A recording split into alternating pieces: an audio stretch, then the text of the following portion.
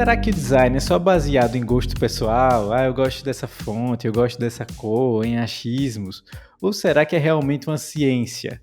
Fala Mover, seja muito bem-vindo ao podcast que move mentes e marcas. Se você é movido por criatividade e estratégia, você está no lugar certo. Aqui no Movecast eu recebo profissionais de branding, marketing, design, empreendedorismo, para a gente bater um papo sobre marcas reais com histórias inspiradoras. Eu sou Tiago Andrade, publicitário, pós-graduado em Marketing e Branding e já atendi a mais de 150 marcas junto com o meu time da MoviePix. Se você tem uma empresa, se você tem uma marca que quer fazer uma consultoria ou uma assessoria de Marketing e Branding, entre em contato com o nosso time que a gente vai falar com você e quem sabe a gente venha trabalhar junto, né? Hoje eu estou aqui com o primeiro convidado que retorna ao Moviecast. Olha só. Então, vou ler aqui a fichinha que tem a descrição dele. Para você que está ouvindo aí no aleatório, né, que está sem ver o título, né, deixou na playlist do Moviecast e está trabalhando, está fazendo alguma coisa, está lavando os pratos. Né? Eu mesmo assisto muito podcast lavando os pratos, fazendo exercício, então a galera às vezes deixa e vamos lá. Então, eu vou falar algumas descrições para ver se vocês adivinham com quem é que eu vou falar aqui no podcast de hoje, certo? Ele é designer gráfico e diretor da ADG Brasil, tendo coordenado as duas últimas Bienais Brasileiras de Design. É professor de design na UFS e fundador do estúdio Raro Design. Ele une formação acadêmica e experiência de mercado para criar soluções visuais estratégicas. E ele já esteve aqui no Moviecast quando a gente fez uma cobertura na belíssima Bienal Design brasileiro aqui em Aracaju. Foi um momento importantíssimo onde a gente viu várias peças legais, conheceu várias pessoas bacanas, inclusive o nosso convidado de hoje. Hoje, esse convidado retorna aqui no Moviecast para a gente discutir a interseção entre a teoria e a prática no design gráfico. Seja muito bem-vindo, Haro Schulenburg. E, Thiago, muito obrigado. Prazer estar aqui, um prazer retornar, né? Poder compartilhar um pouquinho desse conteúdo tão bacana, enfim, mas também participar da construção também, né? Desse conteúdo crítico, podcast, enfim, qualquer tipo de publicação que tenha ligação com design. Então, é sempre muito, muito bom poder contribuir. E obrigado mais uma vez pelo convite de estar aqui com vocês hoje. Imagina, eu que agradeço, né, por você ter aceitado esse convite para estar aqui conosco pela segunda vez. A primeira foi uma cobertura super especial, a gente falou muito de Bienal e hoje a gente vai estender um pouco mais o tema para o design como um todo, né, Raro? Então, brigadão, cara, por estar aqui conosco no Moviecast mais uma vez. Vamos nessa. Agora sim, esse podcast eu sempre levo para um lado da vida também para entender quem é a pessoa que está por trás das marcas, né, dos negócios, porque eu sempre acho que a gente tem que focar muito nesse lado. Eu acho que a gente tem muita conversa sobre business, né, sobre negócios, marcas e tal, mas que às vezes deixa de lado o olhar de quem está por trás. Então hoje, Raro, eu quero entender aqui, para começar, quem é o Raro, além dessa apresentação que eu fiz aqui, que é mais voltada aí para o profissional. Beleza. Poxa, vamos lá. Vou tentar resumir um pouquinho. Mas eu sou designer gráfico de formação, mas atuei sempre em muitas vertentes do design e considero o design assim como um todo, né? Apesar de eu entender, a gente sabe que a gente tem as especificidades, design de produto, design gráfico, design de moda, enfim. Mas eu tento compreender a complexidade do design assim de uma maneira geral como um todo, né? E dedico, né, boa parte da minha carreira à relação da formação acadêmica. Então, eu já leciono há mais de 15 anos, então comecei a lecionar muito, muito novo na graduação e sempre fui me descobrindo também, né, nesse período. Óbvio, quando você entra muito novo, assim, na relação do ensino superior, você aprende muito, né? Porque é muita novidade e o design por si só, na graduação, ele não tem um perfil de formação de professores, né? Isso vai estar muito mais ligado à pós-graduação, ao mestrado, ao doutorado, obviamente, mas mesmo assim, né, comparando a outras áreas, às vezes a licenciatura, você já tem uma formação de professores, né? Depende da sua área de formação, o design ele não tem e acabou acontecendo, mas eu também nunca larguei mão de estar no mercado de trabalho atuante, né? Então, fui sócio de agência de comunicação, depois fui sócio de estúdios de design com outros colegas também, até que em 2014 decidi fazer um trabalho mais autoral mesmo. Fiquei trabalhando sozinho por uns 3 anos, 4 anos, até eu começar a formar uma equipe novamente, né? Até porque eu também estava muito envolvido com a questão da graduação e coordenação de curso, então eu pegava projetos mais pontuais, então eu conseguia, né, fazer esse meu gerenciamento, mas novamente, nunca abri mão, sempre fiz questão mesmo de estar trabalhando nesse equilíbrio entre a academia e a prática do design também, né, o mercado do design. E aí, em 2018, especificamente, aí eu decido, poxa, eu preciso formar uma equipe novamente, estava crescendo, enfim, e não queria abrir mão de jeito nenhum, apesar de eu estar num envolvimento administrativo muito grande na universidade que eu estava também. Eu não sou de Aracaju, estou aqui agora, vai fazer 3 anos que eu vim para cá com a minha esposa, justamente por conta da universidade. Eu lecionava em outra universidade lá em Joinville, Santa Catarina. Mas aí eu decidi montar uma equipe e falei, poxa, eu vou começar a montar uma equipe novamente e trabalhar. Não vou abrir mão do estúdio, né? Da prática do design mais uma vez.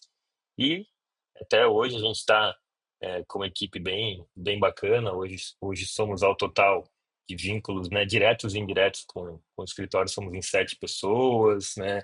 Como todo mundo, passamos por uma pandemia, modelo de trabalho. Hoje o nosso modelo de trabalho não é mais um espaço físico, tanto é que eu estou aqui em Aracaju, tem uma outra coordenadora de design lá em Joinville, que é de onde eu vim, Curitiba, um redator em Joinville também. Aí eu acabei encontrando outras pessoas aqui em Aracaju, também tenho mais 2 pessoas da equipe aqui. Então, a gente vai trabalhando dentro desse modelo, e acho que a nossa área ela é muito receptiva para esse tipo de modelo, né? Tanto para equipe, mas também para captação de clientes, né? A gente consegue hoje trabalhar, né, nesse formato e atuar com muita qualidade, né? A gente sabe que a experiência do presencial é legal também, é bacana, mas também poder estar aqui e atender. A gente tem um cliente em Miami, por exemplo.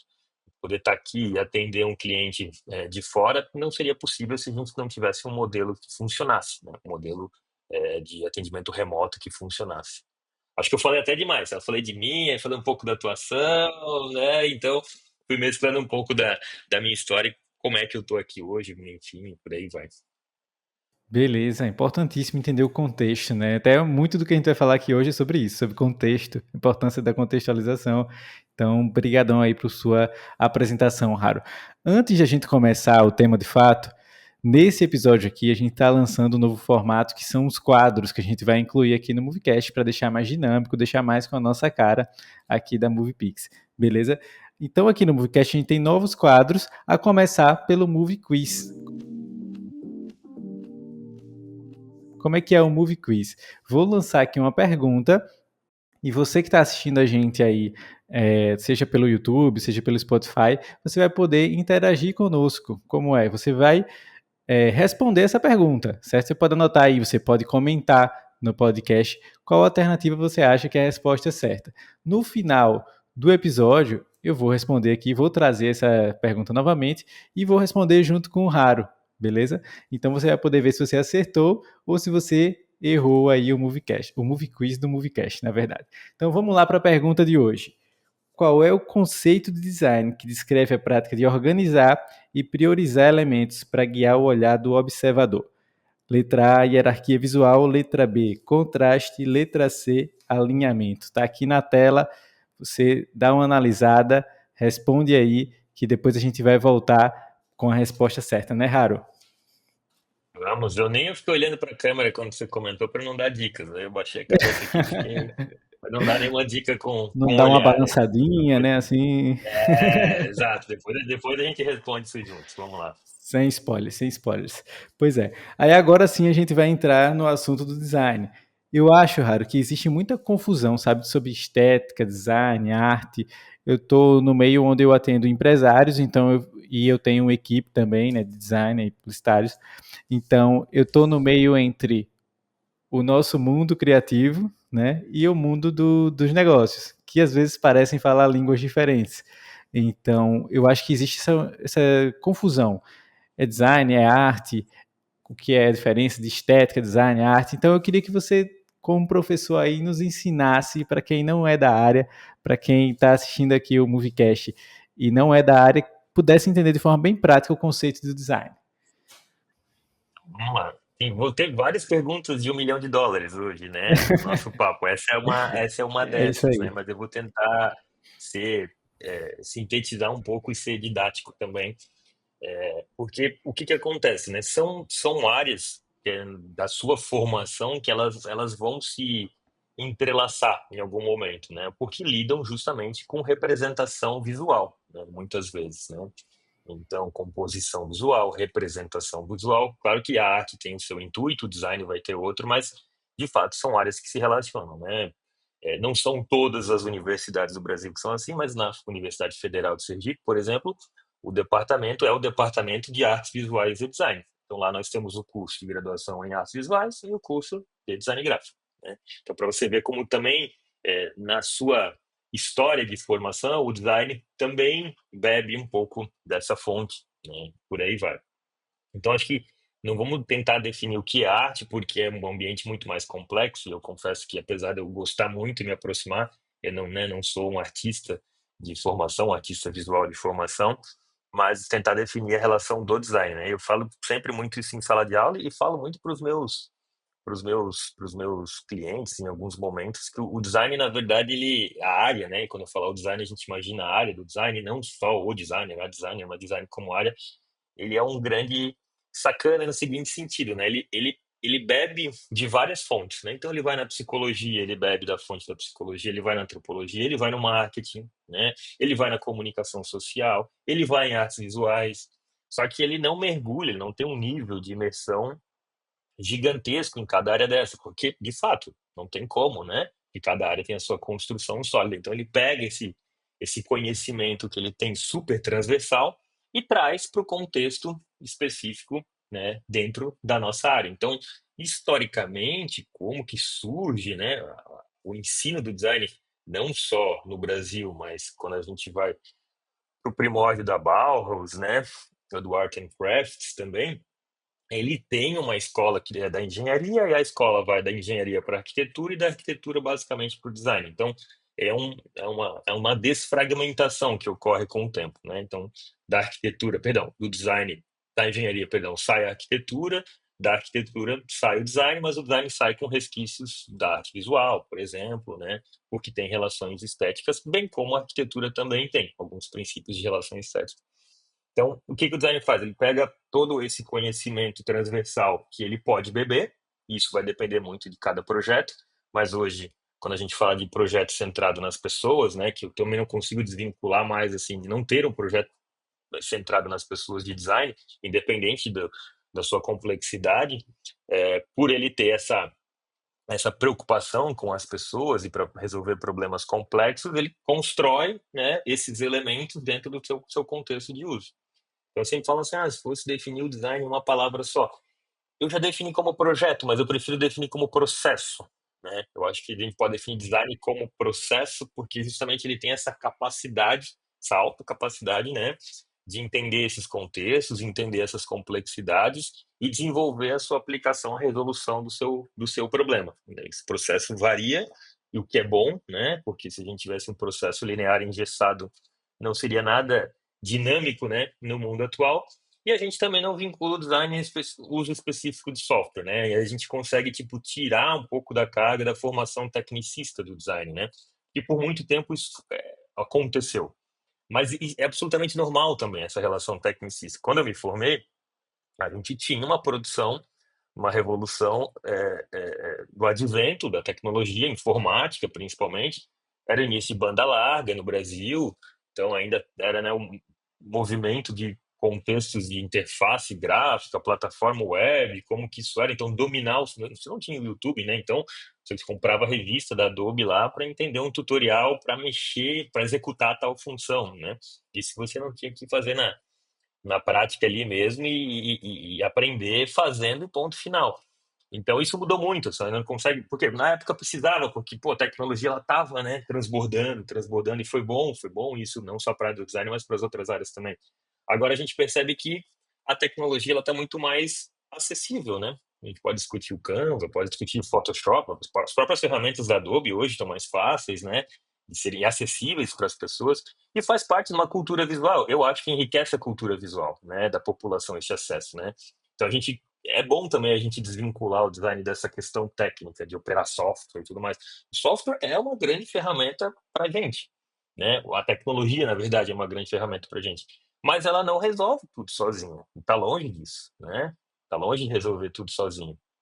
Então, se eu fosse definir, eu definiria design como processo que trabalha com todas esses conhecimentos transversais e que, dentro do seu contexto, da sua complexidade de projeto, vai resolver da melhor maneira possível, né, com a finalidade voltada para as pessoas. Perfeito, Raro. Adorei essa sua definição, porque eu sempre ouvi como projeto e nunca tinha parado para Sim. pensar nesse outro sentido que você trouxe, né? E eu achei legal essa questão de você falar da técnica, né? E aí tem até tudo a ver com o que eu já estava planejando perguntar aqui para você agora, que assim, eu vejo que muita gente, né, no mercado digital, por exemplo, acaba falando muito da prática, acaba associando muito o design ao tutorial do Photoshop, o design é aquela diquinha do Canva, como algo muito prático e superficial e muito voltado para a técnica, como você disse. Então, como é que você acha que a teoria do design, a história do design, elas podem influenciar aí no dia a dia de quem trabalha com design gráfico, por exemplo? É bacana. Eu não, eu tento não nunca influenciar e formar os alunos e as alunas, os estudantes de uma maneira geral, tipo, pensando numa dicotomia do design, né? O que que é? A dicotomia de prática e academia. Tipo, separar uma coisa da outra. Ela não pode ser separada, né? Tudo bem, raro você é professor, né? Claro, você é um defensor disso, mas assim, os tempos são diferentes, óbvio, né? Você tem uma formação que é dentro de um contexto de sala de aula, e uma formação na prática também, né? Mas você não pode separar e dizer, na academia é uma coisa, né? Ou seja, na formação é uma coisa, e na teoria é uma coisa, na prática é outra. Não dá para a gente levar por esse lado, porque eu acho que a gente vai estar até deturpando muito o nosso mercado de trabalho também, né? Porque a gente parece estar formando daí profissionais que têm que resolver as coisas para ontem. Claro que a gente entende que o tempo é outro. Claro, eu tenho uma aula por semana com o meu aluno, eu vou respeitar isso também, né? Então, ele tem um trajeto, até porque ele está aprendendo, né? Então, ele tem um trajeto que é um projeto maior, é um projeto mais longo, é um processo, né, maior, então é natural que ele não vai resolver lá em sala de aula, na minha disciplina, um trabalho em 2 semanas. Não, ele vai resolver, dependendo da complexidade, ele vai resolver com um tempo, e aí a questão é muito mais uma questão pedagógica, né, voltada ao ensino. Mas se a gente separar isso, eu acho que a gente vai estar acabando deturpando o nosso mercado e caindo nessas armadilhas de que é tudo para ontem, que não pode ser, né? Infelizmente, a nossa área, não só o design, mas a área da comunicação, a área da tecnologia, a área da criatividade, a área da inovação, a gente está muito forçado, né? Por vários fatores, a gente já está sendo influenciado pela questão tempo, né? Mas na nossa área, isso, né, em um momento pareceu normal, assim, não, é normal ficar virando noite de trabalho, é normal você não respeitar processo porque vai para amanhã. Não pode ser normal. Isso é uma coisa que eu bato muito, assim. Mas, obviamente, isso faz parte de um processo também educativo, né? A área é muito nova, é uma área recente, né? E a gente fala de década de 60, chega no Brasil, é muito novo, né? Década de 60, 70, e formação em design mesmo, ela vai ficar um pouco mais popular, digamos assim, no início dos anos 2000, né? Então, a gente está falando de algo muito recente. Então ainda tem situações que elas vão precisar realmente de um incentivo um pouco maior, de uma questão educativa mais ampla, mais reforçada, né, para que as pessoas entendam a importância do nosso projeto, nosso processo. Vou dar um exemplo assim, identidade visual, né? A gente também trabalha bastante, eu dou essa disciplina na universidade e a gente também no escritório trabalha bastante com projetos de branding. É, hoje, até falo para os alunos, hoje a gente não, assim, desde um briefing até uma apresentação de proposta, a gente não, é muito difícil que a gente atue com um tempo menor de 30 dias. Geralmente são 4 semanas dentro do nosso processo. E a gente não abandona o cliente, não, muito pelo contrário, ele participa com a gente do processo em várias etapas. Então ele não se reúne com a gente para um briefing, daqui a 30 dias a gente apresenta. Não, não é isso, né? Casos específicos, a gente já teve casos mais emergenciais, mas que sim, ficou em 25 dias, 22 dias, né? Então, um tempo ainda relativamente bom e respeitando o nosso processo. Então, quando eu falo assim, em sala de aula para os alunos, a gente cria um projeto final, né? Que é criar uma identidade visual. Agora a gente criou um place branding, né? Que era um lugar que eles escolhiam e tal, e criavam uma marca. Esse lugar, inclusive, poderia ser uma fantasia, né? Então, pegaram a cidade de Hogwarts, né? Fizeram várias coisas Legal. bacanas, assim. Não precisava ser uma cidade real, um local real, né? Alguém pegou de Uhum. um jogo também, gente.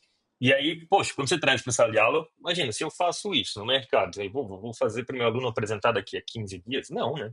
É um processo, a gente faz o mesmo processo de acompanhamento pedagógico em sala de aula para que o aluno consiga entender aonde ele está, a etapa de maturação, que é importante para caramba, enfim. Então, acho que ainda é um processo educativo, né? A gente tem que cada vez mostrar a importância, né, desse processo para as pessoas, né, para os clientes, que não é só apertar um botão, né, que não funciona sozinho, né, que não dá para fazer tudo com inteligência artificial também. A gente pode até chegar nessa discussão depois, mas né, não adianta você ter recurso, ferramenta e você não entender o processo, não entender para quem que você está vendendo, para que você quer chegar, né, o que você quer resolver de problema na vida das pessoas. Então, eu acho que o papel da teoria é justamente não criar essa dicotomia de falar que teoria é uma coisa e a prática é outra, mas ao mesmo tempo, né, entender que são realidades com contextos diferentes. E eu acho que é meio que assim, trabalhar em parcimônia, né? Eu acho que trabalhar em parcimônia. Então, a academia, o ensino do design, ele tem essa possibilidade, ele tem esse repertório, ele tem essas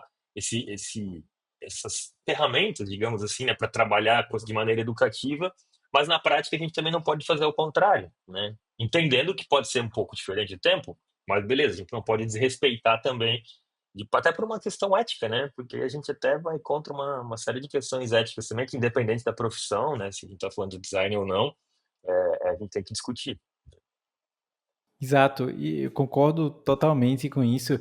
E você falou bem nessa questão de educar os clientes, né, Raro? A gente aqui faz branding no, eu costumo dizer, né, que a gente faz branding no interior do menor estado do Brasil. Então, é um trabalho de formiguinha, de estar ensinando realmente o processo, de estar ensinando que leva tempo.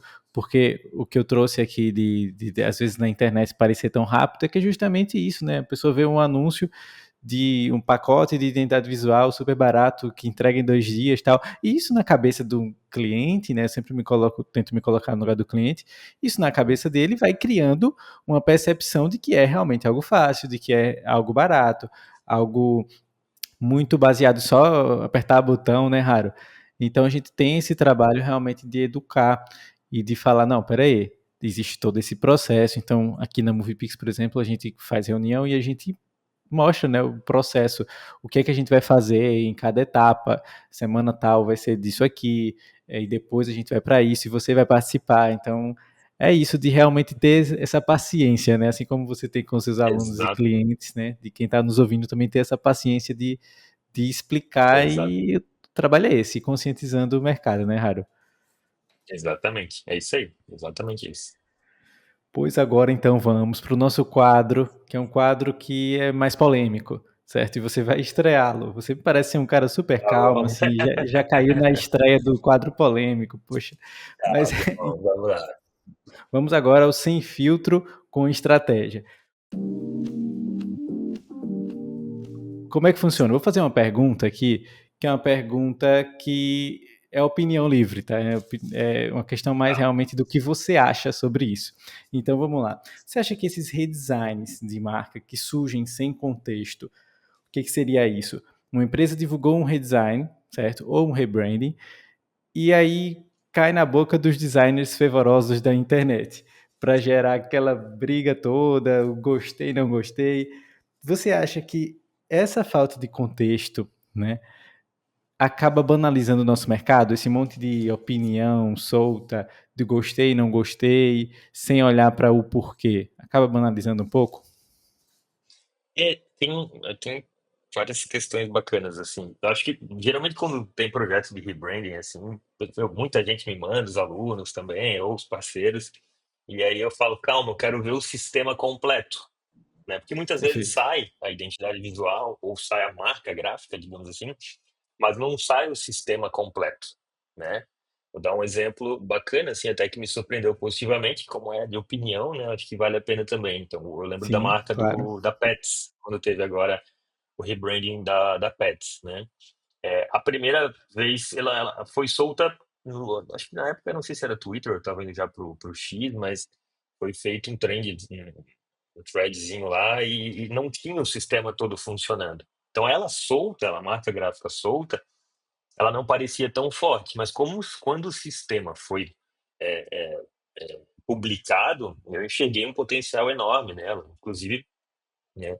Ela tem sido aplicada com uma força muito grande, ao meu ver, assim, né? Acho que e aí não vai nem numa questão estética, assim, eu acho que é funcionalidade, vários fatores que a gente pode analisar. Então, às vezes a gente fala de repente alguma coisa só da marca gráfica, não vê o sistema, o processo também, né? Acho que enxergar o processo, nem sempre a gente consegue visualizar o processo, né? Algumas empresas fazem isso de uma maneira muito natural, como foi o rebranding do Itaú, né? E inclusive jogou isso a seu favor, né?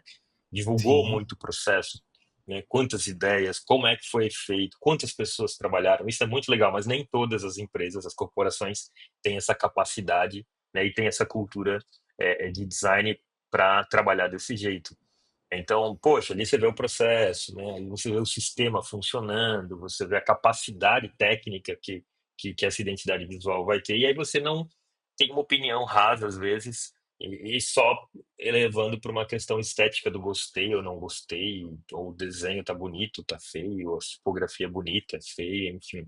Então, às vezes, as pontas, acho que elas vão se soltando porque ou ela é analisada de maneira isolada, né? E aí a questão do tempo, mais uma vez, analiso ali mais rápido, porque o sistema ainda não foi, ou às vezes até uma falta de percepção das empresas, talvez, poxa, quando tem um pouco de cuidado, quando for falar de rebranding, principalmente, já mostra um pouco do processo, ou já mostra o sistema de uma maneira um pouco mais ampla, né? Tenta não vazar, entre aspas, nada antes, e ter esse cuidado para que essas opiniões acabem não pipocando. Agora, assim, se isso banaliza o mercado, é porque eu acho que, assim, a gente está numa área que não adianta, a gente está definindo ali o que é design, processo. O impacto estético, ele é inicial, né? É a primeira percepção estética, né? É a primeira de todas. Então, comportamento humano é assim, com música é a mesma coisa, muitas vezes, né? Com vídeo, em alguns momentos, também é a mesma coisa. Então, com marca gráfica, se você analisa dessa maneira, a gente vai ter que entender que isso pode acontecer, né? Cabe a gente não banalizar, tentar ter um pouquinho de calma, paciência, digamos assim, para ver esse sistema completo, funcionando, né? E aí ter uma opinião crítica um pouco maior. Ó, poxa, realmente não continuo não gostando porque para mim o sistema é fraco, né? O sistema de identidade visual ele tem problemas técnicos, isso aqui não foi resolvido. Aí na prática a gente vê a aplicação, aí muda lá no aplicativo, né? Do banco, por exemplo, aí já tem uma outra percepção de uso, enfim, então sim. tem muitas coisas, a marca em movimento, né, o motion, então vocês estão vendo aqui atrás a marca de vocês ali, né, como isso é importante nos dias atuais, né, como a movimentação, o motion pro design gráfico e principalmente para branding, quando a gente fala de sistemas de identidade visual, é funcional, né, a marca do Nubank, quando mudou, eu até pensei, poxa, não sei se precisava mudar a marca. Apesar de que quem tinha feito a marca tinha uma capacidade muito grande. A gente sabia que o estúdio que fez a marca tinha um potencial, né, um dos maiores estúdios do mundo, escritórios de design do mundo. Mas aí eu vi aquela marca em movimento, eu falei, putz, que sensacional. Né? Então, às vezes a gente tem que ver a marca em movimento também para ver a capacidade técnica que ela tem. A gente tem muito uso de marcas em movimento hoje, e elas se tornam muito marcantes, né? Então a gente está vendo ali o motion novamente de vocês. Poxa, como é que é a construção, né, gráfica, construção técnica? Isso pode mostrar, aumenta a percepção das pessoas, né? Então tem muitos fatores, né? Às vezes é só a gente ter que analisar com um nível de profundidade maior e ter um pouco mais de fato, né? De conteúdo para analisar, senão a nossa análise ela fica muito estética e rasa. Ah, eu concordo, ela fica super rasa porque a gente vai estar no achismo, né? Então, eu não gosto de laranja, já não gostei. Tem muitas, né, pessoas que vão às vezes por Sim. essa linha. Poxa, mas a gente não está falando do seu gosto, né? A gente está falando um universo muito maior do que isso, né? Outras pessoas, né, também, por aí vai. Isso mesmo. Eu acho que virou moda, né? Todo mundo ter que falar sobre o rebranding. Ah, lançou o rebranding da marca tal, vamos todo mundo falar sobre isso e dar opinião.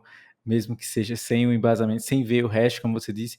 E aí eu achei legal que você trouxe essa luz para as empresas, né? Como as empresas podem comunicar isso, né? Usar o design ao favor. Sim, A gente, quando sim, faz um projeto, a gente sempre faz um costume nosso fazer um post colaborativo com a empresa, onde a gente conta o porquê dessa transição. E é um detalhezinho tão simples, né, Raro, que às vezes para a pessoa que está recebendo essa comunicação, no caso o cliente, do nosso cliente, já vai mudar a percepção que ela não ter, que ela de repente não conseguiria interpretar, né, se o impacto fosse direto daquele novo logo, algo do tipo, né? exato. Mas eu acho que isso e acho que isso também, Thiago, é muito de cultura de design dentro das organizações, né? Então, eles têm áreas de marketing, às vezes, e de comunicação dentro de algumas empresas que, mesmo, né, tendo ali as estratégias de marketing, não têm a cultura de design, né? Tem organizações que têm áreas de design específicas, que bom que esse número tem aumentado cada vez mais. Então, você começa a implementar, né, essa cultura de design dentro das empresas. É um movimento de dentro para fora, tem que ser mesmo, né? Porque para nós, né, que somos da área, poxa, é muito, muito legal, né? Quando a gente tem espaço para falar do processo e apresentar um sistema completo. É perfeito, é o que a gente mais quer, é isso, né? Poder ter esse espaço de, não vou falar acho que defesa mesmo, né? Porque você defende seu processo, você acredita no seu processo, você acredita no resultado final que chegou depois de muito teste, depois de muitos movimentos de implementação. Então, assim, acho que isso é muito da cultura. Às vezes a empresa não tem essa percepção, né? Ou assim, não acredita muito nessa importância, lança às vezes de qualquer maneira e aí perde esse fiozinho, né? Aí, claro, a gente vai discutir depois sobre as pessoas falarem ou não, aí tudo bem, mas é, acho que isso varia. Mas acho que isso tem mudado muito também, de maneira positiva. E começando com grandes marcas, né? Com Sim, grandes organizações, né? Então, isso já é um sinal muito importante, assim, que a gente está vivendo nos últimos 10 anos, principalmente no design brasileiro. isso mesmo. Das marcas entenderem que o design é um aliado, né, Haru? Que elas podem contar a Exatamente. história do porquê mudaram e tudo fica tão mais rico, né? Uma comunicação bem mais valiosa, bem mais próxima do cliente. Quando você chega, "Ó, a gente mudou isso aqui, por isso, por isso." O cliente, eu acho que se sente mais acolhido, né? Ele sente, poxa, a marca se importa comigo e ela realmente tem algo por trás disso tudo, não foi simplesmente mudou porque achou bonito. Às vezes parece que as marcas Exato. mudam só por achar bonito, por seguir uma tendência. Então acho que quando tem essa Sim. explicação, essa comunicação por parte da marca, eu acho que acaba acolhendo mesmo os consumidores. Acho que é um insight legal para quem está nos assistindo aí que tem uma marca ou que trabalha com marcas, né? Sim. Agora vamos ao quadro Desafio de 60 segundos, Raio. Esse é um desafio que eu sofreria um pouco, porque eu falo bastante e assim, eu não consigo resumir as falas, sabe? Então Tá, eu disse, tá, pô, vou jogar essa para os meus convidados. E, tá, tá. então vou pedir que você resuma aí uma resposta certa ao desafio. Então vou cronometrar aqui. Beleza. Beleza, eu vou Pode ir. cronometrar e vou E lançar a eu puxo pergunta. puxa a orelha porque aí professor gosta de falar, mas eu vou Não, tentar ser bem mas objetivo. eu vou deixar livre, beleza? E aí, se você Tá, passar, passou, não tem problema. beleza. Em 60 segundos, gostaria que você contasse quais são os fundamentos que todo designer deve conhecer para ser um bom profissional, para trabalhar bem no design gráfico. Bora lá, valendo. Primeiro, acho que repertório é uma coisa muito bacana e a gente tem isso no Nordeste de uma maneira muito forte, muito marcante, né? A cultura visual no Nordeste é muito expressiva. Não estou dizendo que em outras regiões não são, cada região tem a sua particularidade, mas acho que o repertório é algo muito legal e o repertório está sempre em construção, né? Quando você está chegando na universidade é uma coisa, né? Quando você vai para o mercado de trabalho também, então é deixar esse repertório estar aberto ao repertório, à construção desse seu repertório a vida inteira, né? E deixar que esses estímulos serem de diversos locais, né, possíveis. Acho que o repertório é algo bem, bem bacana. É, acho que assim, ó, estimular cada vez mais essa capacidade que o design tem de resolver problemas complexos e entender as pessoas. Aí a gente vai falar do clichê, que é empatia, mas que inclusive, ele é muito impulsionado pelo design, né? Então, a empatia é um exercício, né? A gente não aprende numa disciplina, em sala de aula, né? Não tem como.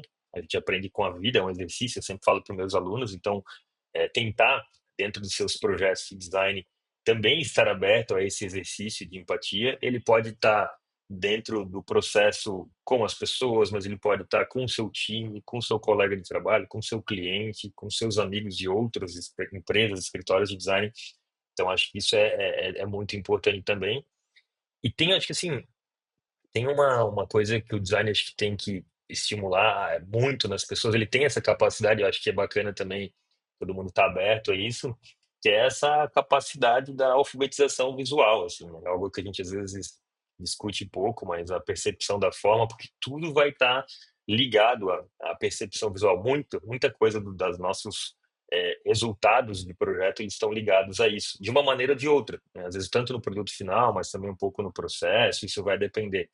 Mas a estar aberto a essa evolução constante, assim, esse aprendizado constante, eu acho que é melhor a palavra aprendizado, nessa capacidade de alfabetização visual, de comunicação não verbal, que é comunicação visual também, né? Então, viu que eu não falei nada de técnica específica aqui, viu? Né? A capacidade de estudo das cores, da tipografia, não. Tudo vai estar dentro dessa capacidade de alfabetização visual que o design pode proporcionar nas pessoas. Então, acho que eu levaria esses três tópicos aí. Repertório, e aí o repertório de tudo, né? Tanto o repertório visual, cultural, da sua vida também. A capacidade de resolver problemas complexos, a empatia, né? Citando ali como um exercício. E também sempre estar muito aberto a essa possibilidade que o design nos proporciona da tal da alfabetização visual. Perfeito. Espero Agora, não ter passado muito. deu 3 minutos, Raro. Acredita? Ui, ai, ai, rapaz. Eita! Mas assim, para você ver a importância que é a gente contextualizar. Não dá para resumir tudo. É. Não dá para resumir tudo. Uhum. E que bom que não resumiu, porque com certeza o ensinamento foi bem mais valioso assim. O que já leva a gente a falar sobre o próximo tema. Porque assim, eu acho que a gente não pode ficar só no superficial, né, Raro? Então eu acho que como é que você vê, na verdade, vou jogar para você a pergunta, como é que você vê que os profissionais de design precisam se atualizar? Design é aquela área que a gente estuda e para, ou é aquela área que a gente sempre tem que estar se atualizando? Você falou um pouco das referências de vida, né? Constantemente Sim, estar atualizando, sim. mas e o estudo? A gente sempre tem que estar atualizado no design também, Raro? Ah, com certeza, né? Mas assim, isso acho que em várias áreas, né? E no mundo dinâmico que a gente vive, enfim, o acesso à informação que a gente tem hoje, a gente por um lado é bombardeado de informação, mas por um outro lado a gente pode também ser muito inteligente e beber, construir, né, as nossas fontes e ter essa capacidade de consumir muita coisa que a gente tem hoje, né? Tava falando da minha formação, a gente não tinha tutorial, tinha que comprar revista, né? Hoje a gente tem um acesso muito mais rápido e com muito mais qualidade, inclusive se a gente souber consumir um conteúdo de uma maneira que eu julgo ser correta, né? Então acho que o movimento ele tem que ser constante. O que acho que muda muito na nossa área é porque o design ele foi criando áreas específicas, né? Cada vez mais específicas. Então, dentro do design, a gente tem muitas áreas específicas e que a gente não tem condições mesmo de se aprofundar em tudo. Não há condições. Se eu vou trabalhar com digital design, se eu vou trabalhar com UX design, é um ambiente super complexo. Branding, a gente está aqui falando, é muito complexo. Tipografia é um ambiente muito complexo. Ilustração, se a gente, enfim, a gente tem isso. Isso foi o mercado, ele foi fazendo essa movimentação acontecer e a pesquisa também, de certa maneira, a pesquisa também, né? As pesquisas que a gente tem hoje cada vez mais avançadas dentro dessas áreas também. Então, né, quando eu falar na academia, a gente também foi deixando isso, não vou falar, acho que não é a palavra setorizado, né? Mas deixando essas especificidades à tona. Mas é muito bom que a gente tenha um conhecimento prévio. Então, hoje eu não trabalho mais com UX design, apesar de eu ter estudado isso no meu mestrado, design digital, era um outro momento da minha vida e tal, mas eu decidi, na prática mercadológica, não seguir por esse caminho. Tenho muitos alunos e amigos que trabalham, que é sensacional. Então, pelo menos, eu tenho que ter a noção do que é design digital. Eu tenho que ter a noção do que é um projeto de branding, um projeto de tipografia. Pô, eu não desenho tipografia, né? Eu falo para meus alunos que eu dou aula de tipografia, vocês não precisam desenhar, sair daqui tipógrafos, né? Sim, Tipógrafas, não.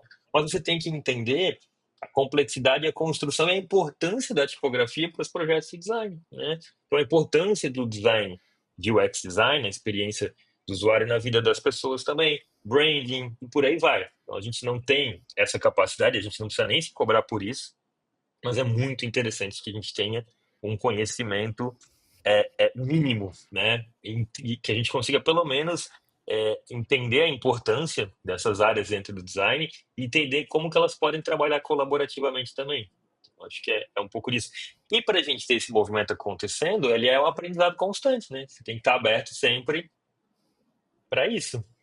Tem que estar atualizado, né? E até porque, Tem que estar atualizado. vez ou outra, você vai precisar estar num projeto de áreas diferentes também, né? Vai precisar Com fazer essa certeza. interseção entre diferentes áreas e você vai precisar conversar com seus colegas, né? Utilizando dos termos, sabendo dos princípios ali, para que você possa realmente ter um projeto colaborativo legal, né? Exatamente, exatamente. Na minha época de formação, por exemplo, a gente tinha a produção gráfica, né? Hoje ainda existe a produção gráfica, ela ainda é muito forte, mas ela já foi muito mais forte, né? Por conta de projetos impressos, e hoje a gente já tem um radar também voltado muito grande para o âmbito digital, então, obviamente, que isso não é mais tão potente como foi alguns anos atrás. Mas a gente tinha lá a disciplina de produção gráfica. Então, eu não necessariamente eu era um arte finalista, eu precisaria, mas eu tinha que entender de produção gráfica. Por quê? Porque eu tinha que entender, pelo menos conhecer as soluções que eu podia dar para o meu produto final. Então, posso não trabalhar como arte finalista, né, fechando os arquivos, mas eu tenho que saber fazer, ou eu tenho que entender a importância, né? Papel, tinta, enfim, na época isso era muito mais forte. Então, eu acho que o design digital ele vai muito por essa linha. Poxa, eu não trabalho com design digital, mas eu preciso entender, né, o que o design digital pode oferecer de resultado para o meu produto, para saber até onde eu posso ir e como que eu posso proporcionar uma experiência melhor. Então, isso vai para todas as áreas, né? Isso mesmo. Então, a ideia aqui é sempre estar em movimento, né, Raro? Falando em É isso aí. movimento, já aproveita aí para movimentar essa ideia aí com seus colegas, manda esse podcast já. Não espera nem o final, né? Já manda agora, porque não é possível que daqui pro final você não vai gostar. Já gostou até aqui, então já manda logo para garantir. Não é, Raro? E aí agora, Boa. vamos lá. Falando em movimento, agora a gente vai mover as ideias. No quadro Movendo Ideias. Vamos lá, vou fazer a pergunta aqui e você vai responder, né, de forma o que vier primeiro na cabeça, tá bom? Vamos lá. Uma marca Perfeito. que você admira. Apple. Boa. Por Vamos vários lá. fatores. Gosto de várias, tá, gente? Assim, tem muita coisa boa. Adoro marca de Jogos Olímpicos, por exemplo. É uma coisa que me Sim, fascina muito. Curto muito porque tem muito da cultura, né? os Das cidades sistemas, né, que sedes, eles dos desenvolvem. sistemas e tal. Mas se fosse analisar, assim, tipo, como cultura de design, técnica, experiência, né? O sistema todo integrado é Apple. Bora lá, beleza. Um erro que te ensinou bastante. Precificação. Muito, a gente só aprende na prática. Os alunos, professor, quanto eu cobro, quanto eu cobro a minha hora, né? Ah, puxa, gente, vamos lá, vocês estão na graduação, estou em qual ano? Já me formei, estou em casa, uso eletricidade, não, tem um espaço, o meu software é original, né? Não é, enfim, a gente, né? E tudo mais, então tem vários fatores para levar em consideração e você só vai aprender na prática e errando, né? Então, precificação, dimensionamento de projeto e precificação, acho que são duas coisas que eu só aprendi na prática, assim, mesmo. Realmente, viu? Mas aí vai com a vida. Esse aí vai Vai com a vida. testando, vai fazendo Vai aquele com a vida. ajuste, né? É a vida do empreendedor, na verdade, É, né? Como não é só do design, é. né? Não é mérito nosso. É a vida do empreendedor mesmo, né? Então, como empreendedor, e acho que se fosse um coordenador de projeto, dimensionamento de projeto, precificação, Boa, vamos lá. Uma palavra que define o seu trabalho, Raro. processo. Processo, boa. Que eu falei lá atrás, mas é É, processo. Resume tudo. perfeito. Inovar ou aprimorar? Cara, essa eu vi ali, ela é difícil, mas É difícil. depende do contexto, mas me encanta mais a inovação. Se fosse assim, encanta mais. Beleza. Agora vamos entrar no assunto polêmico entre os designers, né? Que é fontes. Helvetica ou Bora. Times? Pô, também é difícil, porque tecnicamente a Times é uma fonte histórica, né? Super bem desenhada no seu momento, mas é a Helvética.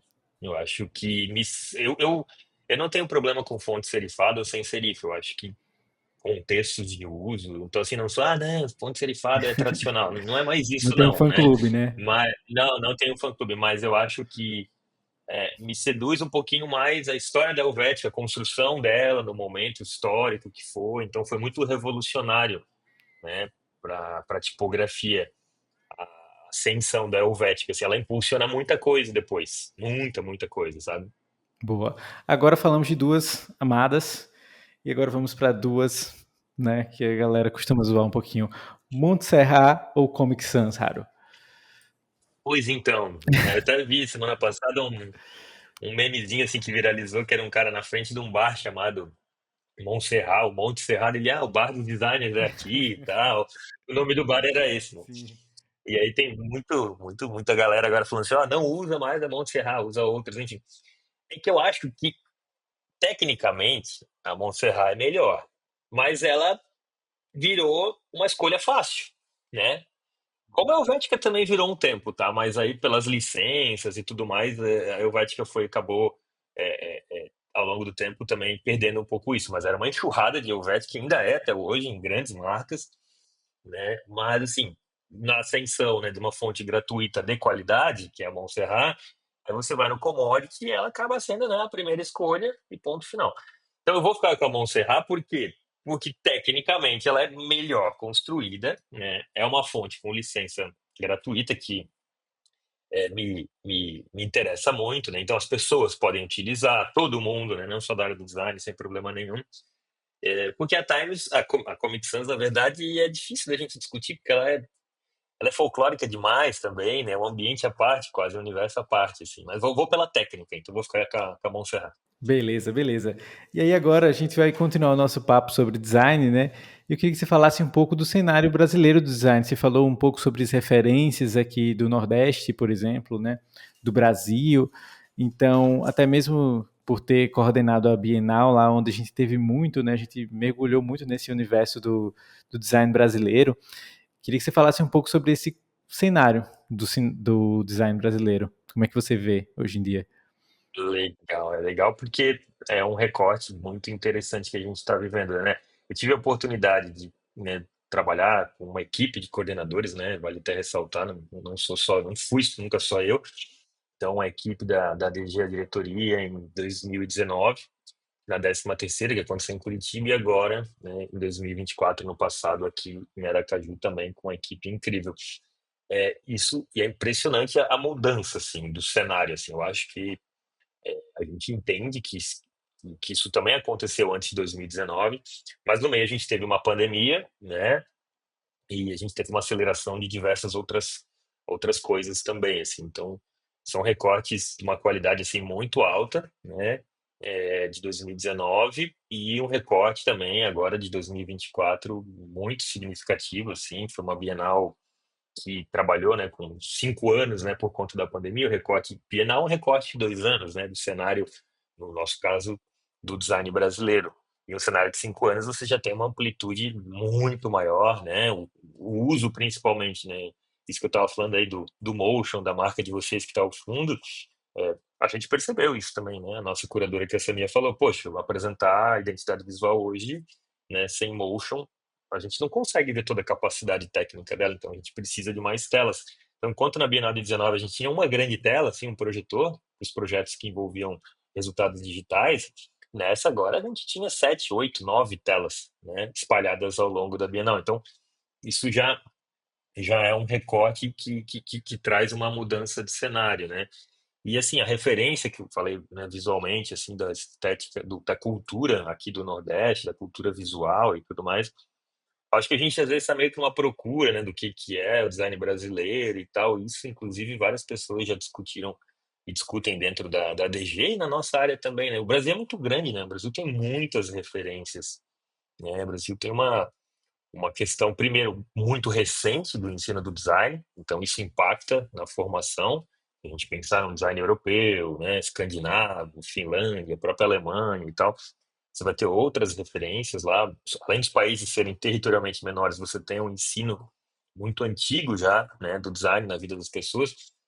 Aí depois a gente pode até discutir a palavra design dentro do vocabulário, né, de certos países que já está também, né, como o significado de projetar. Então todo mundo fala, né, que é design. No Brasil, design chega parecendo parecendo ser uma coisa inatingível, né? Do tipo, ah, isso aqui tem design, isso aqui não tem design, né? Pô, tudo tem que ter design, né? Não tem como você privar a característica, né, de ter design. Por que que uma cadeira tem design e a outra não tem, né?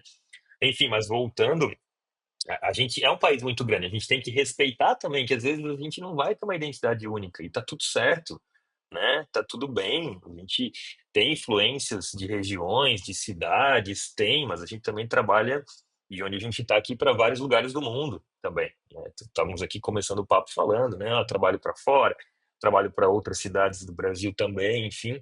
Isso vai acontecer cada vez mais, e ponto final, né? O design brasileiro ele tem recebido muitos elogios assim, porque ele tem uma capacidade, eu acho, de se movimentar muito grande. A gente tem isso. Talvez fosse uma característica assim de enxergar. Eu acho que a gente tem uma capacidade de adaptação muito grande, né?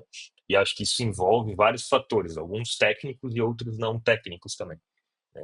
Então envolvem pessoas, né?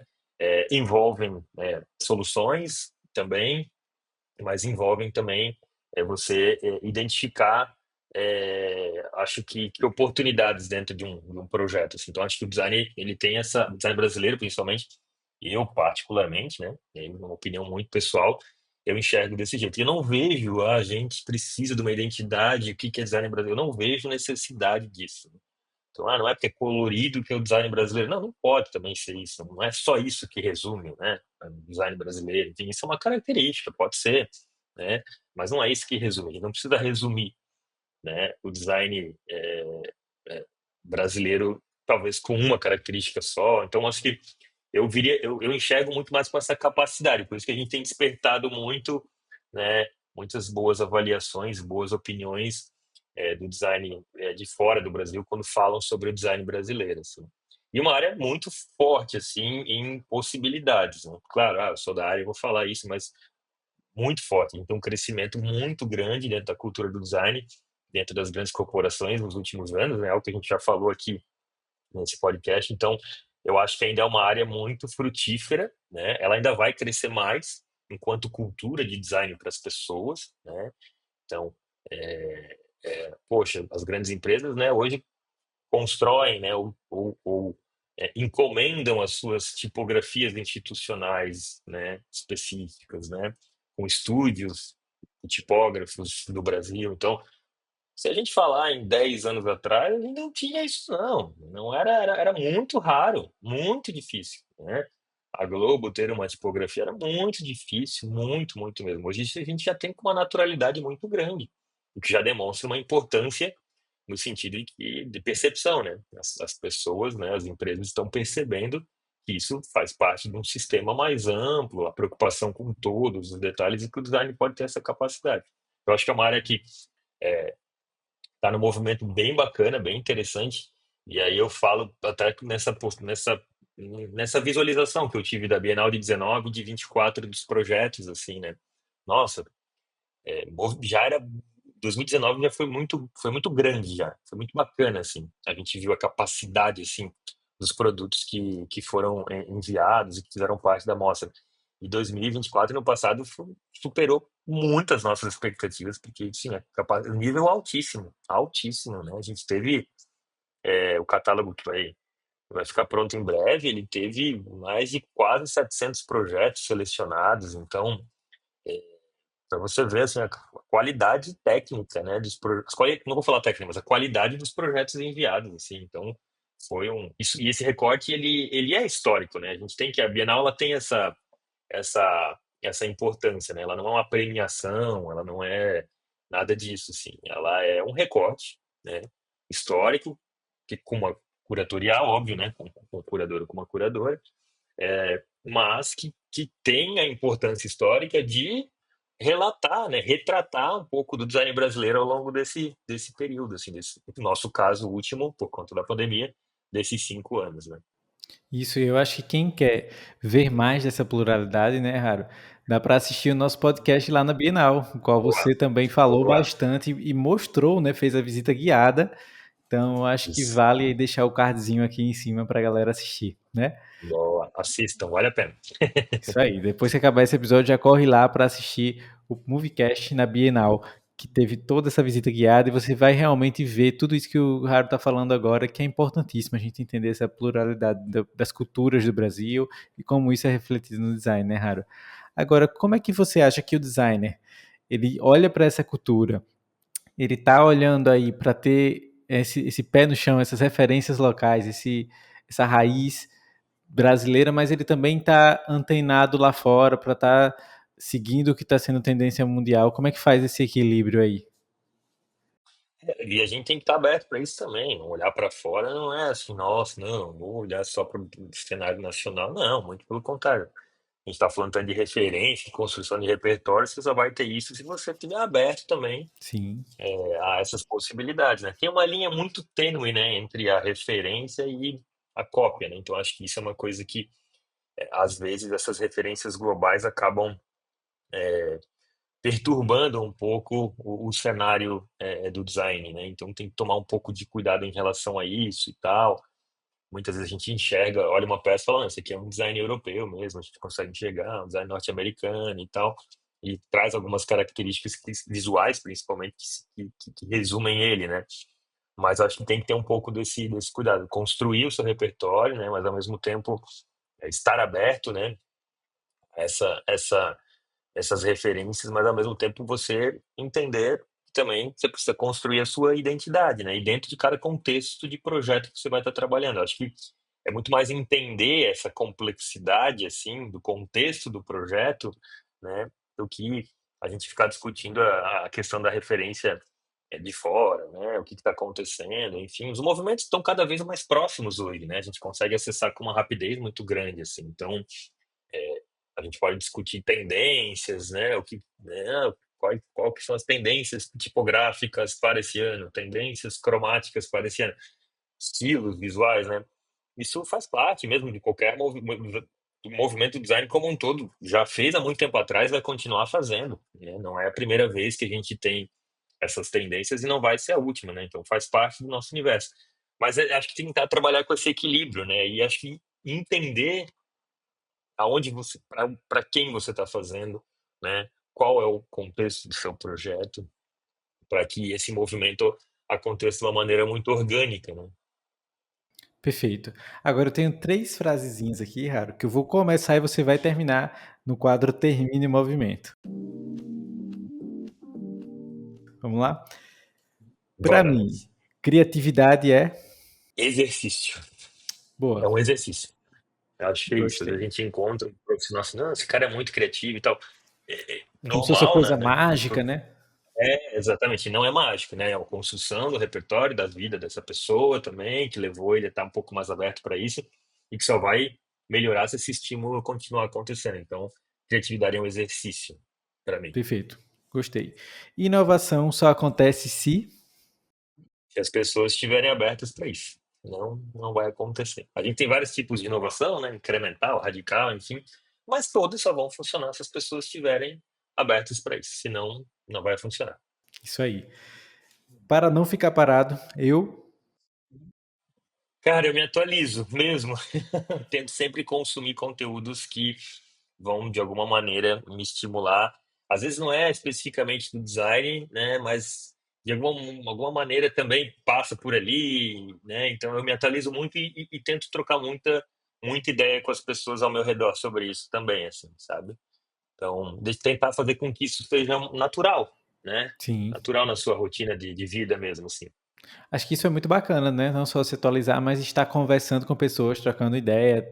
Eu até já falei isso em outros episódios, que eu vejo que nossa, nossa comunidade, ela às vezes não é tão próxima assim quanto poderia ser e tal. Né? Tem muito profissional que tem medo de falar de processo, tem medo de trocar essa ideia, de estar próximo do. Enfim, enxerga uma concorrência, né? Eu acredito que a gente tem mesmo que conversar e trocar ideia, porque tá todo mundo junto no mesmo barco, né, Aro? Todo mundo construindo a mesma coisa, que é conscientizando a importância da nossa área para que a gente possa realmente transformar aí marcas, né, negócios através dos nossos serviços. Então, eu acho que esse senso de comunidade que você trouxe é importantíssimo e a gente acredita bastante aqui também. Estamos caminhando para o nosso fim do episódio, infelizmente. E aí, queria já que a gente fosse para o quadro Movie Tips, onde eu vou pedir que você traga uma dica. E qual seria essa dica? Uma dica para o designer que está aqui ouvindo esse podcast, que já consumiu tanta ideia bacana, tanto insight bacana, mas que ele ainda quer algo assim mais formatadinho, assim, sabe? Aquela coisa que mude a percepção dele para ele dar uma movimentada na carreira. Novamente, não, é uma pergunta de US$ 1 milhão, né? Mas eu vou tentar, eu vou tentar também responder de uma maneira mais breve possível. Mas eu acho que é sempre estar atento a essas movimentações que a nossa área pode proporcionar, né? Que o design pode proporcionar. Acho que isso é o mais importante, assim. E aí, como a gente já comentou aqui, a dinâmica hoje é muito mais rápida, é muito mais fluida, né? A gente consegue transitar entre essas áreas do design. Eu, né, usei o meu caso ali como um exemplo. Eu não trabalho hoje mais com design digital, mas já estive, né? E também eu tenho vários colegas que começaram com branding, hoje estão na área do digital, né? Ou começaram com editorial, hoje estão em outra área, ou começaram em uma área, então agora com tipografia, enfim. Então, isso é absolutamente normal dentro da construção da sua carreira. Não enxergo isso de uma maneira negativa, não, né? Mas eu acho que tá justamente atento a essas possibilidades que a gente tem dentro da nossa área, né? E tentar, novamente, fazer com que isso faça parte da sua rotina de vida, né? E para que você se torne um profissional cada vez mais feliz, principalmente, né? Tem que ser, né, na nossa área, porque se a gente não trabalhar com felicidade e com amor, eu acho que a gente não vai conseguir resolver os problemas das pessoas e justamente usar essa dinâmica a nosso favor, né? Porque às vezes, por ser uma dinâmica, como eu falei, do tempo, um pouco mais rápida, né? A gente acaba atropelando um pouco as coisas. Então, tomar um cuidado para não atropelar nada, mas também entender e estar aberto a essas movimentações que a nossa área pode proporcionar. Legal. E você, como professor, você costuma falar com seus alunos, de repente, sobre o papel do designer na sociedade? O que é que você costuma levantar como discurso em relação a esse tema, Raro? Tem que discutir, né? Desde a primeira aula até a última aula, em todas as disciplinas possíveis, né? Porque também não é uma opinião única, né? Não é, acho que não consegue resumir, né, a importância em uma única palavra, em características. Novamente, acho que é trabalhar junto com a formação dessa cultura do design de maneira interna, né, dentro da nossa área e externa também para a sociedade. Eu acho que isso tem muito a ver com o processo, né? Quando a gente explica o processo, quando a gente fala de abordagem centrada nas pessoas, participação, né? O participativo, design participativo, co-criativo, né? Tudo isso é, é para justamente evidenciar a importância das pessoas dentro do processo e a capacidade que o design pode ter para resolver esses problemas mais complexos, né? Então, acho que todas as áreas que têm essa capacidade, o design não é a única área, tá? Não é mesmo assim. Sou super apaixonado pelo design, mas o design não vai salvar o mundo sozinho, não, né?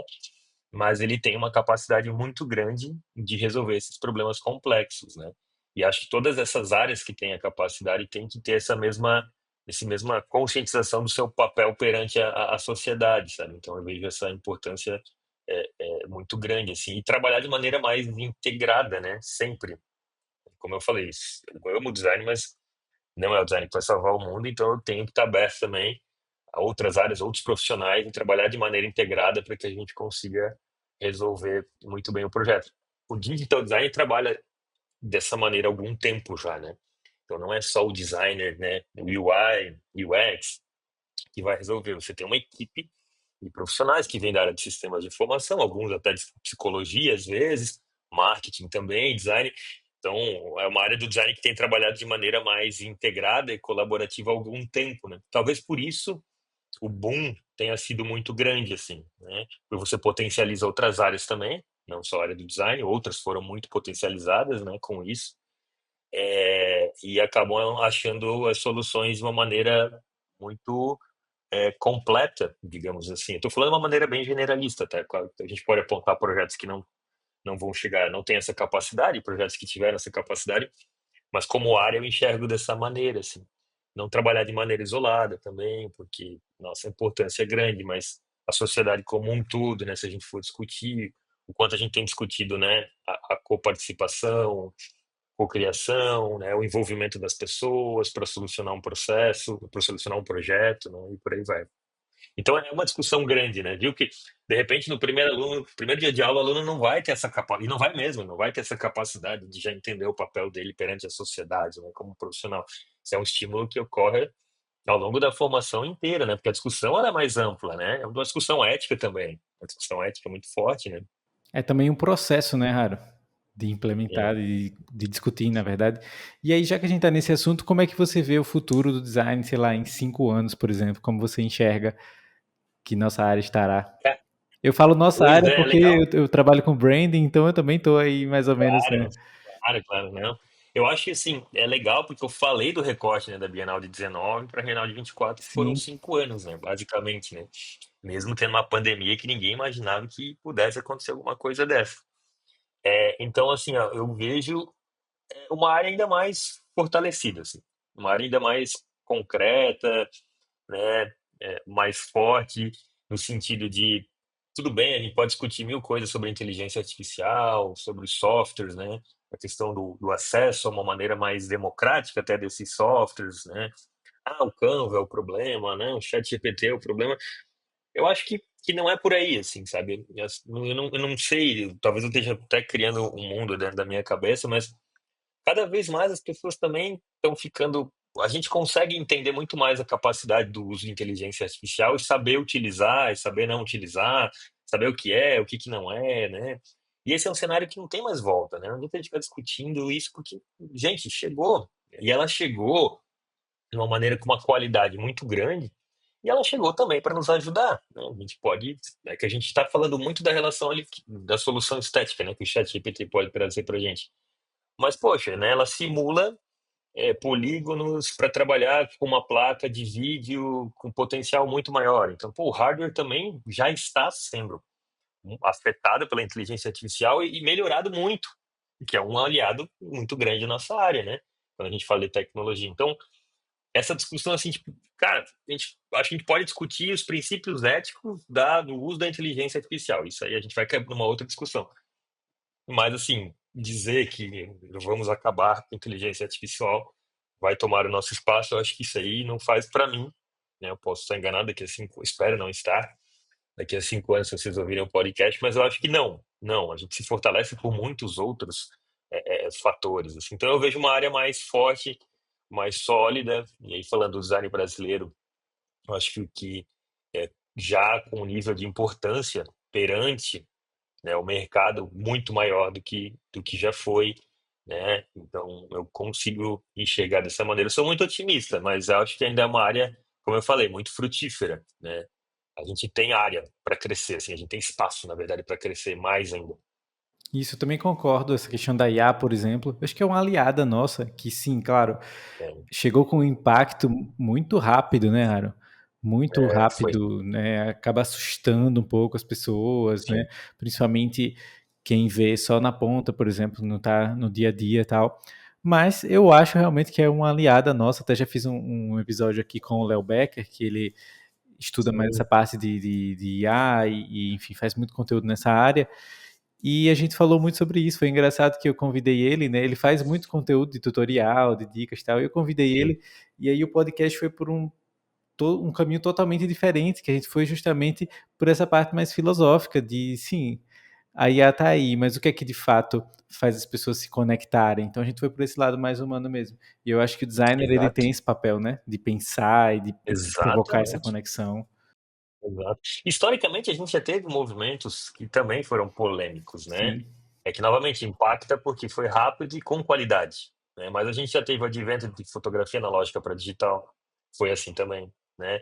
Se a gente for na história da arte, da pintura para fotografia, também foi uma parada muito polêmica na época, né? Então, assim, e já Cinema, tivemos computador. outros cinema, exato. Então, assim, é muita, né? E a gente se adapta, né? A essas realidades, né, novas, assim. Talvez o que impactou foi como você falou, né? A velocidade, o acesso. né, para qualquer pessoa. Então, você não tem mais o acesso, né, na mão especificamente de algumas pessoas e algumas áreas, você tem um acesso super aberto, né, para todo mundo, o que é muito legal, por um lado, eu acho. Só tem que ter muito cuidado, né, em relação a isso. E chegou com uma qualidade muito alta, né? A gente discute, o Canva. Não, o Canva é um software com uma ótima acessibilidade, né, para pessoas que não têm um conhecimento para usar um software específico como o Photoshop, que apesar de estar cada vez uma interface um pouquinho melhor, mas ele é um software, né, que você tem que ter um conhecimento técnico de uso grande, né? O Canva proporciona isso para qualquer pessoa e tá tudo bem, sabe? Tá tudo bem. Cada um, a questão só é você saber utilizar. Muitas não vão saber, outras vão melhorar, inclusive, utilizando, né? Porque a gente vê muito em sala de aula, assim, o Canva, pô, ajuda muito a vida dos professores que não são da área do design, né? Sim, A ter as suas aulas, né? A ajudar com material de ensino em sala de aula que eles conseguem produzir. Surge assim o Canva também, né? Inclusive surge dentro desse ambiente, né? A criação assim do aplicativo surge meio que nesse ambiente do ensino. Então, é saber, é só tomar cuidado, né? A gente vai ter as discussões éticas, que aí são mais específicas, mas que o Léo falou perfeitamente, assim, o que que nos conecta, né? É isso, é entender isso, sim. isso mesmo. Eu acho que o designer precisa estar atento, né? Eu acho que não só o designer, na verdade, todo profissional de qualquer área precisa estar atento às mudanças culturais, de tecnologia, para que ele possa Sim. extrair o que tem de melhor. Se a gente ficar só vendo o lado negativo da coisa também, a gente vai considerar que o mundo está acabando e fazer todo aquele É, alarde, né, cara? e, a- e aí fica uma discussão muito rasa, né? Então, como técnica rasa, ela é uma discussão maior, né? Tem a questão dos princípios éticos, Sim, direitos, acho que tudo isso aí a gente tem que discutir mesmo, assim. Mas a gente não pode ser raso, assim, na discussão, né? A gente tem que ter muito cuidado também, porque a gente olha do nosso ponto de vista, né? Da área do design. sim, Mas a gente também precisa olhar do ponto de vista de outras áreas que não são área do design, né? E ter essa empatia, né? Exercitar novamente isso, entende? Então, nós não somos detentores de todo o conhecimento da construção visual, estética na vida das pessoas, não. Então, enfim, a discussão é bem mais ampla. Por isso que eu acho que, assim, ela afeta a nossa área. Eu acho que não no ponto de falar que daqui a 5 anos nós não existiremos mais. Não, né? Sabe, a gente vai aprender muito com isso que está acontecendo, pode ter certeza. Isso a gente vai aprender. Mas ainda é uma discussão que a gente, enfim, é um momento que a gente ainda vai ter muitas trocas em relação a isso. E precisa ter, precisa ter. sim. E se você quer aí, ó, que de repente a gente faça um episódio, né, que eu convide o Raro aqui para a gente fazer um episódio sobre inteligência artificial, sobre a parte ética, sobre essa parte multidisciplinar que também tem, comenta aqui, né, Raro? Quem sabe a gente não volta trazendo esse tema. Isso aí. Não é isso? A gente até, a gente não quis cair nessa discussão na Bienal, Sim, tá? Justamente porque ainda é algo que na nossa área que a gente ainda precisa discutir mais e até porque sim. assim, como o É recorte novo, era né? grande, a gente, por exemplo, tinha projetos submetidos que eram de 2020, 21, quando a gente não tinha ainda essa relação da inteligência artificial, né? Não tinha as plataformas, as ferramentas que a gente tem hoje. Então ainda é até um pouco desigual, né? Você comparar isso dentro desse recorte. A gente entendeu enquanto coordenação que sim, é um debate grande que tem que ser feito mesmo. Inclusive, a gente rodou uma pesquisa com as pessoas que submeteram os projetos, bem bacana, e muito em breve a gente quer publicar, acho que é até bacana chamar os diretores que estavam envolvidos nessa pesquisa, Tiago, acho que vai ser um papo bem legal, Legal. porque de fato, para a próxima Bienal, por exemplo, essa discussão ela já vai estar muito mais aflorada. Sim. Então a gente não quis nesse momento é, comparar, né, de certa forma, os projetos dentro desse sentido, mas entendendo que sim, era um ponto muito importante, mas deixando ele amadurecer um pouco mais. Deixando ele amadurecer um pouco mais, sabe? Perfeito, eu acho que é uma conversa muito interessante e, assim, vocês sempre estão de portas abertas aqui na MoviePix e o Moviecast está aqui para isso, para trazer esses assuntos, né, relevantes, essas conversas que precisam ser faladas. Não adianta nada a gente simplesmente ignorar também o tema inteligência artificial, né, porque está aí no nosso dia a Uhum. dia e, muito pelo contrário, a gente precisa trazer quem entende do assunto, né, precisa trazer profissionais assim como você, como esses outros coordenadores, que realmente pesquisam sobre o assunto e que vão agregar bastante para quem nos ouve. Então, já tá aí, já estão aí convidados para a gente ter essa conversa, beleza? Vamos combinar, bora. Bora lá. Agora a gente vai responder o Movie Quiz. Tá preparado aí? Bora. Você quase que já entrega lá, rapaz. É. Eu Então, tentei não ter nenhuma reação foi aqui, assim, assim, ó. ó, fiz um poker face aqui para não dar a dica. Mas deu certo, deu certo. Vamos ver o que a Deu galera certo, deu certo. chutou aí, né? Ou de repente quem entende aí já acertou, quem sabe? Vamos conferir agora. Qual o conceito de design descreve a prática de organizar e priorizar elementos para guiar o olhar do observador? É a letra A, hierarquia visual, é a letra B, contraste, ou a letra C, alinhamento. Eu queria que o raro professor de design nos desse aí uma resposta muito mais embasada para que vocês saibam se vocês acertaram ou erraram. Bora lá, então. Então, a resposta certa é letra A, hierarquia visual, né?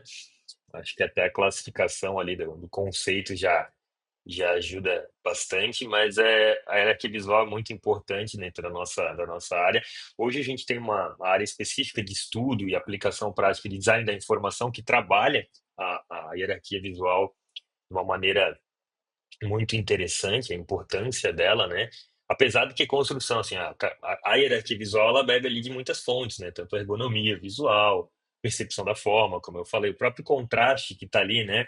É uma característica que também pode auxiliar a hierarquia visual. Então, você tem um universo bem grande dentro da hierarquia visual. Você tem vários elementos, né? Que vão compor essa hierarquia visual, tipografia, se a gente trabalhar num ambiente que tem a tipografia, a cor também, né, a forma, o grid, né, se a gente trabalhar também com um projeto que tenha isso, então é bacana tá, inclusive, né, desenvolver um pouco mais, ou quem quiser ir atrás sobre design da informação, ou se teve na sua graduação essa disciplina, né, sabe da importância que ela tem para os variados projetos de design que nós executamos.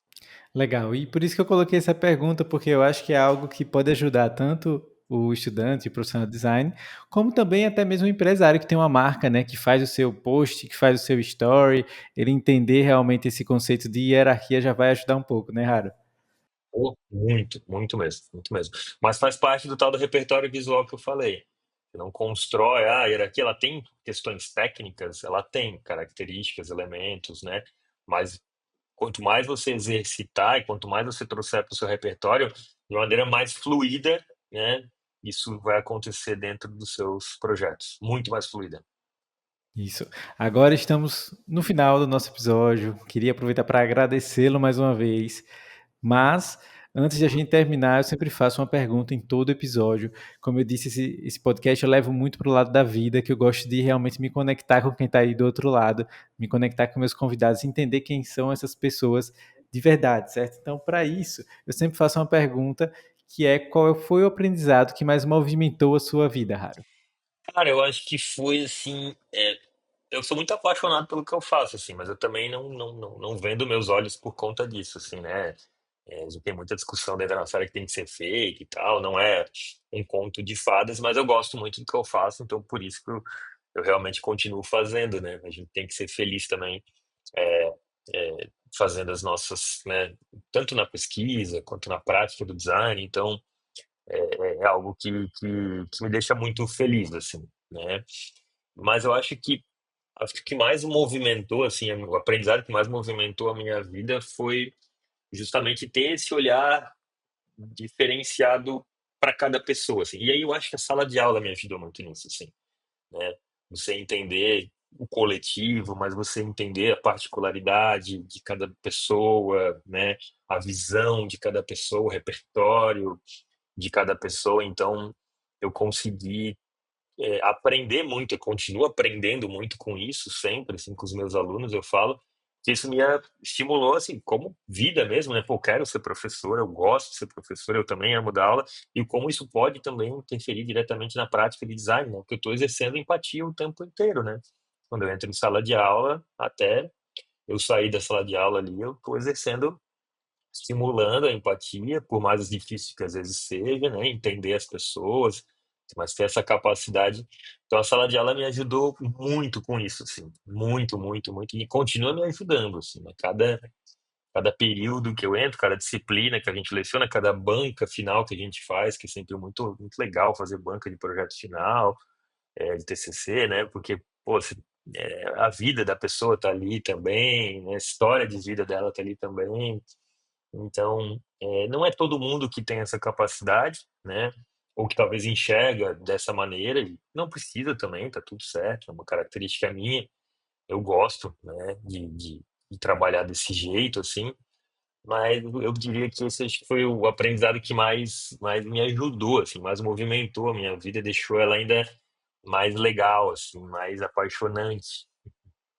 Que legal, Haru. Muito obrigado por esse conhecimento. Eu acho que essa pergunta, assim, depois que eu comecei a fazê-la, que foi bem no começo do podcast, acho que trouxe uma coisa muito legal para esse episódio, que eu saí assim, poxa, que legal, quantos aprendizados, né? Porque quando a gente para pra pensar, a coisa que mais movimentou a nossa vida, sabe? Eu acho que é algo tão genuíno, algo tão profundo, que a gente acaba pegando um pedacinho assim de cada um e eu fico muito feliz.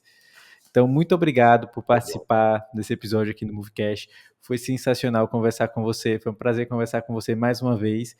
Muito obrigado mesmo por ter aceitado esse convite, Haru. Beleza. Tiago, eu que agradeço você, toda a equipe também da MovePix, e é um prazer estar aqui também, muito grande, ter conversado na Bienal, né, estar aqui agora de novo, e agradecer quem está ouvindo até agora também, né, Sim, então espero ter, sei lá, discutido aqui, debatido alguns temas bacanas, ajudado na construção do conteúdo de cada um, né, muitas coisas são da minha história de vida, profissional, pessoal, né, e também são opiniões livres, né? A gente está aqui para estar aberto a esses debates também. Muito obrigado mais uma vez. tamo junto, Haru. Agora eu queria que você deixasse suas redes para que quem está nos assistindo, que gostou aqui desse conteúdo, possa te acompanhar para mais conteúdos como esse, por exemplo. Beleza. O meu currículo Lattes, que eu sou professor, mas é só me procurar, Raro Schulenburg. Depois o lettering vai estar mostrando aqui o nome completo abaixo. Quem quiser conhecer um pouco mais sobre o meu currículo de pesquisa, né, dentro da área acadêmica, tá tudo lá, principalmente. Também tenho o currículo técnico dentro do Lattes, mas a ênfase ainda maior é sobre pesquisa. Minha rede social pessoal, @rarodesigner, tudo junto, né, com H. E o Instagram do nosso escritório, Raro Design com R, tá? Eu aproveitei o meu nome, né, para fazer Sim, esse clichêzinho básico, mas eu só fiquei bem feliz, assim, com o resultado, porque sempre foi muito personalizado. Chamo Raro para fazer isso, Raro para fazer aquilo, e eu já estava com uma equipe, já tinha, né, uma estrutura maior. Eu falei, poxa, as pessoas têm que se sentir, não é o raro, né? E aí acabou sendo a característica do nosso negócio, né, ser raro sim. também. Então, é isso. Estamos aí. E rarodesign.com.br também. Nosso site ainda não está no ar porque o nosso Reel ficou pronto há pouco tempo, mas vai entrar muito, muito em breve, agora no mês de junho, no máximo, a gente já vai estar com tudo publicado. Perfeito, está quase prontinho então. Tá. Então, se você gostou desse episódio, já dá o seu gostei aqui. E claro, como eu disse no começo, manda para os seus colegas, porque ideia boa é aquela que a gente movimenta, a gente precisa movimentar os conhecimentos para que mais pessoas saiam tocadas por esses conhecimentos, esses insights aí, né, Haro? Obrigadão, Haro. Obrigado você que assistiu até aqui. Segue a MoviePix no Instagram, no YouTube, no Spotify para acompanhar aí o Moviecast, tá certo? Nos vemos no próximo episódio e até lá, permaneça aí em movimento, beleza? Valeu! Ficou com gostinho de quero mais? Já corre pro YouTube ou Spotify da MoviePix para mais episódios do Moviecast. E não esquece de compartilhar com seus amigos que querem movimentar as ideias. Para mais conteúdo sobre marketing, branding e design, siga a MoviePix nas redes sociais. O Movecast é uma realização da MoviePix, estratégia que movimenta.